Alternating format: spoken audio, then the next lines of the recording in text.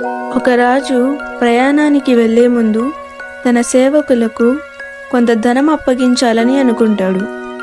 మొదటి వానికి 5 తలంతులను, రెండవ వానికి 2 తలంతులను, మూడవ వానికి 1 తలంతును, ఇలా వారి శక్తికి సరిపడా తలంతులను వారికి అప్పగించి ప్రయాణానికి వెళతాడు. యజమాని ప్రయాణానికి వెళ్ళిన తరువాత వారు ముగ్గురు గ్రామంలోనికి వెళ్ళి వ్యాపారం మొదలు పెడతారు. మొదటి సేవకుడు పని చేయడం ప్రారంభించాడు. అవకాశాలు చూసి శ్రమపడి 5 తలంతులు 10 చేశాడు.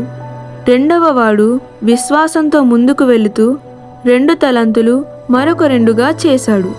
కానీ మూడవ సేవకుడు ఏదైనా తప్పు జరిగితే యజమాని నన్ను శిక్షించునన్న భయముతో తనకిచ్చిన తలంతును మట్టిలో దాచిపెట్టాడు.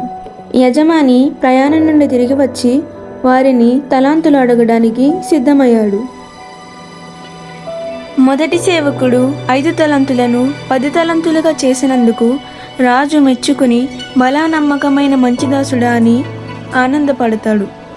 రెండవ సేవకుడు కూడా రెట్టింపు చేసినందుకు రాజు సంతోషపడతాడు.